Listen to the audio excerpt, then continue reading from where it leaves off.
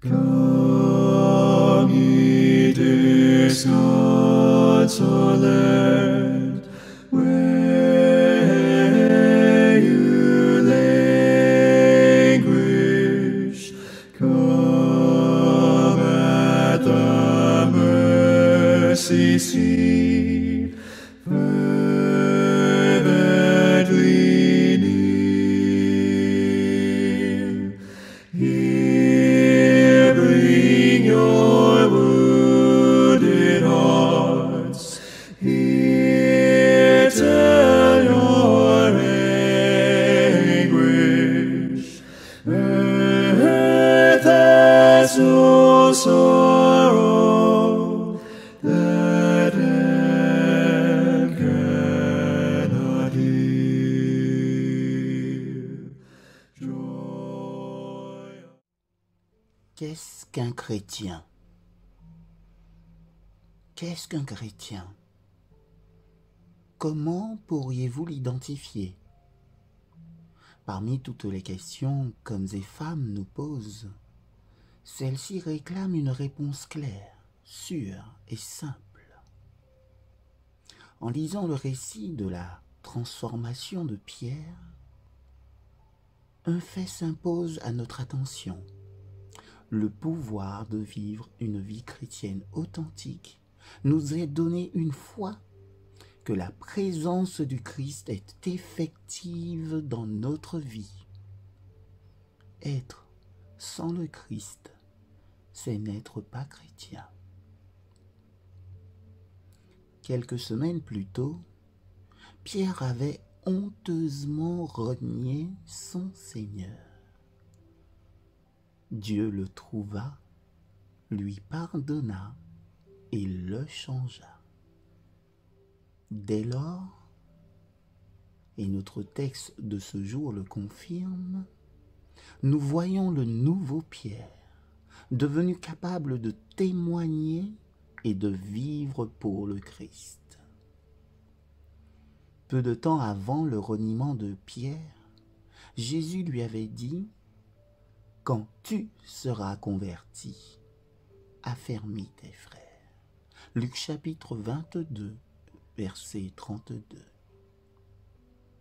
La condition essentielle, la première pour être un chrétien, c'est d'être véritablement converti à Jésus-Christ. Cela signifie d'abord qu'intellectuellement nous sommes convaincus que Jésus est le Fils de Dieu, qu'il est mort pour nos péchés et qu'il vit, oui, qu'il vit pour restaurer en nous l'image selon laquelle il nous avait créés. Cela signifie ensuite que nous sommes convaincus moralement et spirituellement de notre besoin du Christ en tant que Sauveur et Seigneur, car il a seul la solution au problème du péché dans nos vies. Enfin, cela signifie que nous reconnaissons sa souveraineté. Désormais, nous lui appartenons. Il occupe réellement la première place dans nos vies. Toute activité religieuse qui est privée de Christ ne peut se prétendre chrétienne. Devenir chrétien, c'est une expérience qu'on ne peut acheter ou gagner d'aucune manière. Nous ne pouvons qu'accepter le Christ par la foi.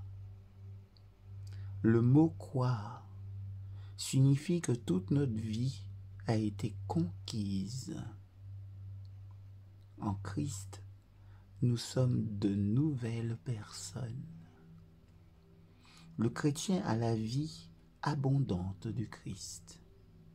On peut s'installer dans une vérité, dans un corps religieux, sans en faire vraiment partie. L'Église peut nous enrôler à son service sans que nous soyons chrétiens. Ce qui caractérise la conversion au Christ, c'est la fidélité, la constance du disciple, le désir de mettre nos vies en harmonie avec lui et avec sa parole. Cela implique un amour inépuisable pour l'homme et pour Dieu.